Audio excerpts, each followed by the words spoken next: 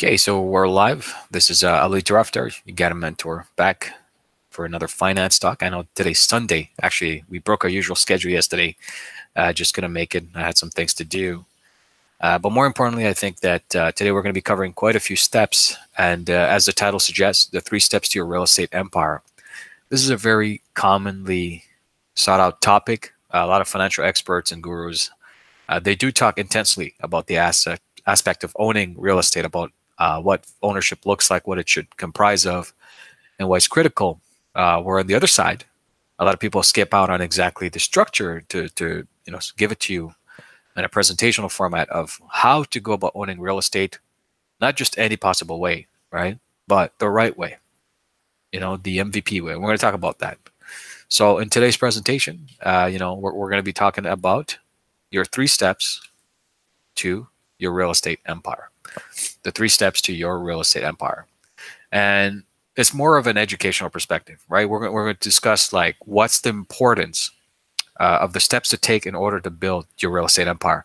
And the reason why it's very critical for you to pay attention to this specific component is because long term, no matter if you're having in your mind the angle of your thinking, oh, I want to become a real estate owner, I want to buy a house, I want to move into a house for the sake of my family, for the sake of myself, here's what I need to do.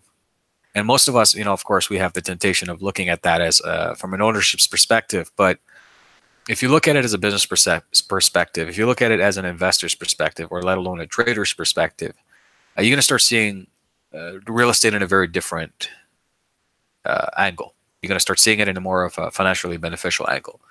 And our talk today is going to be revolved around that. So first things first, here's what you'll learn. First thing you're going to learn is how do you understand ownership? What does ownership really comprise of? Then we're going to touch a little bit about the financial realities of real estate ownership. You as a person who's going out there is going to be owning real estate on your own. What are some of the financial realities to that? Then we're going to talk about the old way, of course, of owning real estate, and then the MFB way. And we're going to discuss what the MFB really means.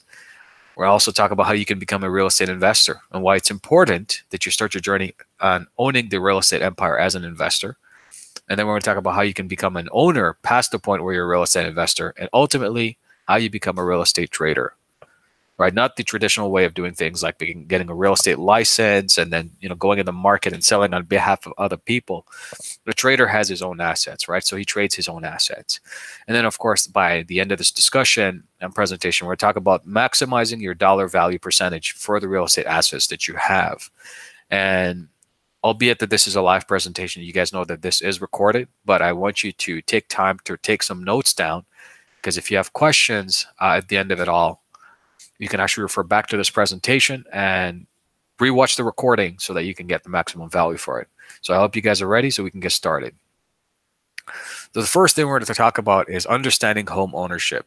And what does that comprise of? Okay, what does home ownership comprise of? Now, when people look at home ownership, the biggest things that we see commonly is the angle of saying, hey, look, I can finally own a home and be proud of owning that home, right? That's one of the common things that people have in their mind about home ownership. Then they have the idea of having a place of their own. And of course, home ownership is the concept of having a place of your own, or why else would you do it?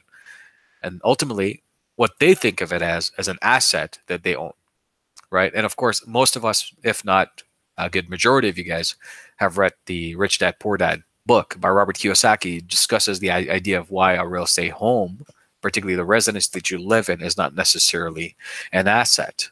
And then, of course, the feel-good notion that most of us have of having a higher standard of life in general. And that's something that is within our inner DNA. There's something that we cannot change about that. Something good happens to us, we become an owner of all of a sudden of our own property. And I think a higher standard of living, it's something that people want to have a taste of, want to have a hold on to, right? It's something you cannot get rid of. These are instincts that we have to live by. Now, we have certain financial realities of home ownership, and we have to understand what those realities are. We have to come to reality with it and coexist with this reality if we're ever going to go and invest into a home that you want to own ultimately, right?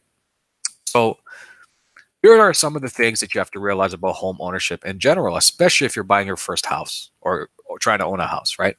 First of all, you have to give up a lot of savings up front. There's a significant down payment, and those down payments can range anywhere between 5, 10, 15, 20%. And most of us, we want to cut down our expenses, right? So typically, if you're getting a mortgage, what you want to do is you want to try to reduce the cost of that mortgage, because that's a huge, hefty cost out of your pocket every month.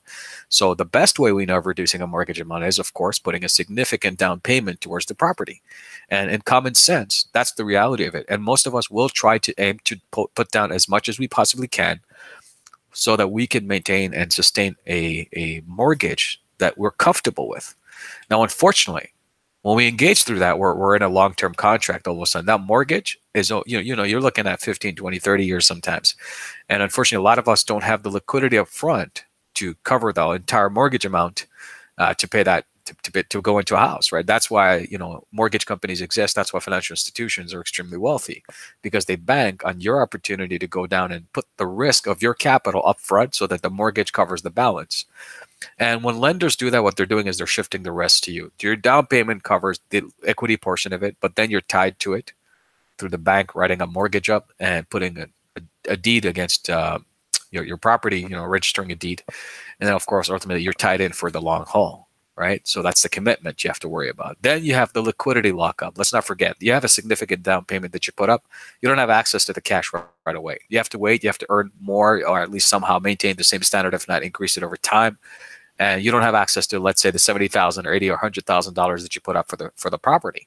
You're gonna have to wait for that. And how long? Think about it. How long did it take you for you to save up the $100,000? Right?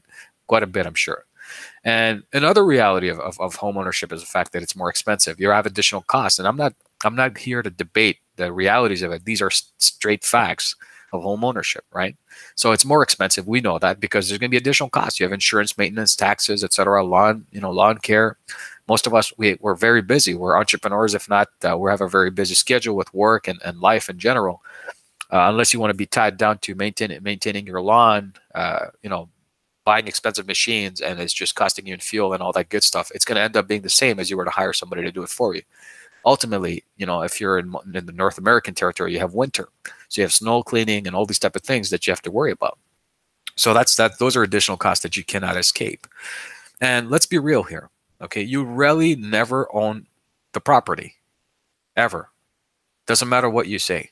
There's yearly taxes. There's city, school taxes. It doesn't matter if you're clear with your mortgage, that you don't have any more obligations, that you don't have any more liabilities. Those taxes are going to eat you away. You're going to basically, if you're financially well, okay, it's not a concern you'll have. But if you miss 1 year of taxes, let's say you go on vacation, you stay there for 2 to 3 years, and you miss 1 year of taxes, they can put your the house on auction, just for the taxes that you owe. And of course, the city will benefit because, of course, they'll resell that property. And then, of course, ultimately, all your savings, hard-earned income that you had to earn to pay down the mortgage and the down payment, all gone, all gone. So that's the technical financial realities. And I don't want to scare you guys into owning a property or something like that. But let's be real. These are scenarios that you have to think about. I hope you understand. So the old way and the MFB way. Now, what does that mean? Well, first of all, MFB essentially is an abbreviation for the most financially beneficial. The most financially beneficial. And essentially what it means is your money that you save, the down payment that you're about to put down, how can you make it your money's worth? How can you increase the value of that? Maximize that, right? So how about instead of down payment, what are some of the other options that allow you to place your money to own real estate assets, right? What can you do? Right? How can you own a real estate asset without all the additional headaches that we just discussed and the management issues that come with it? How would you do that? And is home ownership really the best value that you can have for all the years of hard-earned income and savings that you've accumulated? And of course, something that you work extremely hard to build. Based on the expenses and costs that we just discussed prior, is it the best option for you? You have to think about that. So I think that if you're going to go into real estate, the importance of being an investor should be your priority, right? So the answer to all the questions that we just asked is, it's a very simple answer is be an investor instead first. Be an investor instead first, okay? Because when you start as an investor instead of a homeowner, you learn the ropes of real estate, which is the truth. And you're open to endless possibilities. You get so much more done. You learn how the real estate works, the market works. You understand valuations. You understand what are some of the costs and expenses that you have to incur long term. You learn to negotiate. You learn to work as a team. Let me not stop there. There's a lot more, right? But again, this presentation is just to give you an overview. So just a heads up. And of course, you get the opportunity to co-own different assets while diversifying your risk, of course, because your money's worth in terms of risk has to be allocated in such a way that it increases the maximum value of the savings that you have, right? And of course, the biggest reason to become a real estate investor because it produces income. We know that, whether it's a cash flow scenario or a buy and hold scenario, regardless of what the situation is, it produces income, and there's no debate against that, right? So you can maximize your hard-earned savings amount just essentially becoming a real estate investor. And if you look at that, what you'll have as an investor, of course, depending on where you position yourself, is you'll have access to other like-minded investors who share the same financial goals as you long-term. Essentially, they're looking to start, their real estate empire. They want to invest. They want to own assets. They want to trade in that marketplace. They want to go and add value to their real estate earnings or assets that they have so that they can maximize the earnings. And essentially, build it all as maximum as possible to make it risk-free. But at the same time, there's opportunities that come up that due to the team that you've built long-term, due to the like-minded individuals that you shared your journey with, to a lot of other benefits that, of course, clearly come of being a real estate investor, you get opened up to so many different distinct opportunities in terms of asset ownership. And that's not otherwise available when you put your hard-earned savings into a long-term mortgage tied up in one property that you have liabilities for the rest of your life, right? So you got to think about that. So that's the key objective to understand as an investor. Now, if you do that right, if you start with home ownership as a second choice, first being an investor, I think what you're going to do is you're going to be pretty much mitigating quite a lot of risk. Because what you're going to be doing if you start as an investor and a homeowner second is, as a homeowner, it'll be easier for you to become a homeowner, right? Because once you gain momentum as an investor, you will have much more funds at your disposal long term. You'll have the equity in that real estate transaction that you're co-investing with other investors who are with you in that deal, especially if it's a syndication scenario or LLC partnership structure. I'm not an attorney, of course, full disclosure here. I'm just giving you examples, right? But there are so many different opportunities. And of course, what this does for you, it makes home ownership easier. Because what's going to happen is you're going to have liquidity coming in and out from the real estate investments that you've made, right? And you'll have a lot more flexibility because you won't be worried about the financial management of your home. How am I going to sustain the mortgage? When will I have liquidity again? All that 100K that I put up, or 70 or 80K that I put up, what's going to happen to all that? How long do I have to wait before I can even take 10,000 out of the 80 or 100,000, whatever, right? So what's going to happen is it'll be covered based on the wise real estate investments that you've made. Your income producing assets are now in a position to cover the long-term commitment or debt that you have. And the best part is that asset, hopefully based on the investments that you made, is appreciating over time, right? Hopefully. So you have a lot more flexibility if you have a home ownership in mind as a second step instead of the first, and you becoming an investor as a first step, right? Because what's going to happen is you'll have gained significant knowledge and experience on handling real estate assets by then. And we discussed that, right? You got to talk about negotiations, teamwork, who you should have on your team, what are some of the things that you can do. And essentially, if you have a good team built over time, some of these people can actually work on the property that you're acquiring. You can actually buy undervalued property as a homeowner and look to appreciate that value over time and make the most out of it. But if you just go in as a first perspective of home ownership, you won't have gained all that experience of negotiating, of turning that asset into and maximizing its value, of how to make the most out of your money's worth, right? So all these things are very critical. That's why home ownership is a second choice. In the mind of a real estate empire guru or somebody who's looking to build his real estate empire and build a lot of wealth, home ownership is really a second choice, okay? And then investment is the first choice, right? So I hope you understand. And of course, now we're going to talk about how you can trade your real estate assets. Now, it's not the typical type of trading that you go in the marketplace and/or, right? These are the traditional ways of trading your assets. So we're going to talk about how you're going to trade your real estate assets. So first, to think about it, what you're going to have by now is you have multiple real estate income producing assets, hopefully, right? Based on the wise investment decisions that you've made, and you'll be eligible to trade them. And these are the type of scenarios that typically you're holding on to real estate assets that are income producing for a period of, 2, 3, 4, 5 years, whatnot, right? Of course, then you have the fix and flip scenarios where you buy an undervalued property, enhance it, and then put it back in the marketplace, sell it or wholesale it. But these are like the type of scenarios you'll have, either fix and flip scenarios or long-term income producing scenarios. But the picture here, the idea is now you're trading your assets to earn a lot more. Now, you can't just simply trade the asset, right?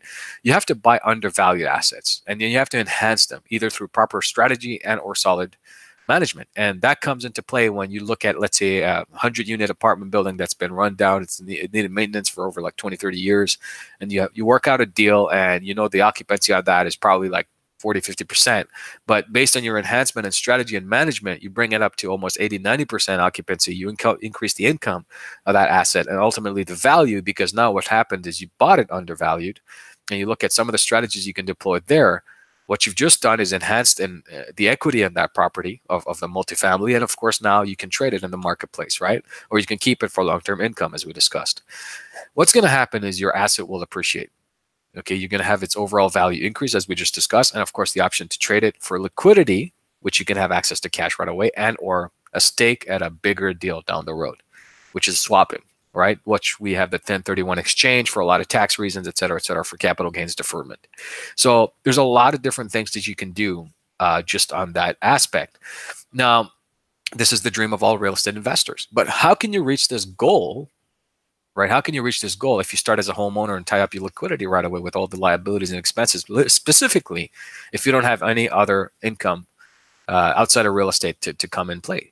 Not significant, at least enough to give you enough where your savings and the down payment that you had is recouped over a year's time, or let's say 2 at max. It's very difficult, right?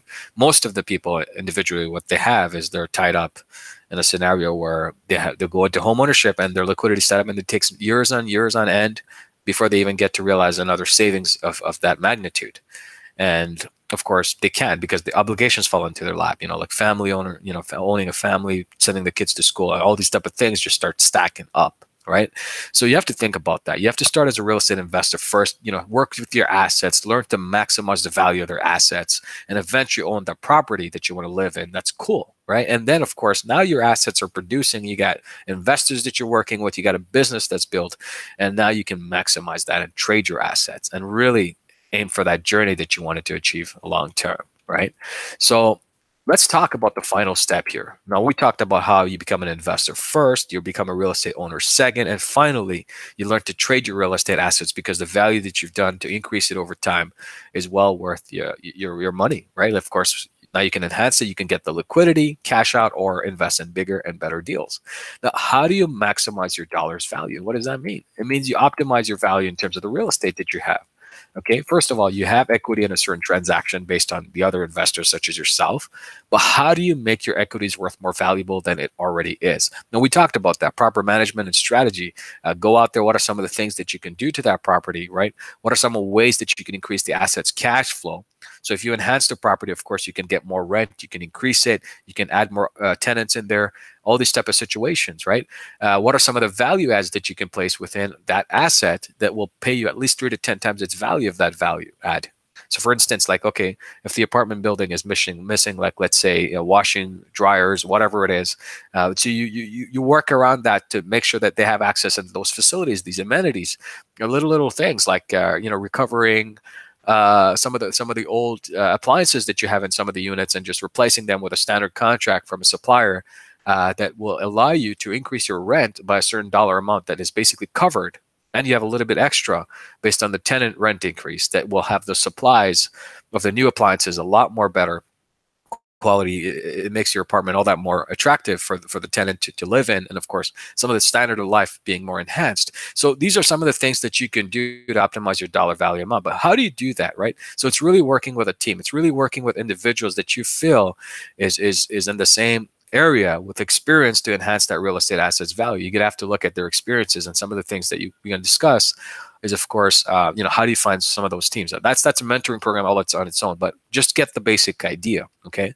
So you have to treat this like a business, because if you treat it like a business, it'll return the money like a business. If you treat it like it's not a business, then it's a lifestyle thing, then get ready to spend a lot of money and not see the returns on that money.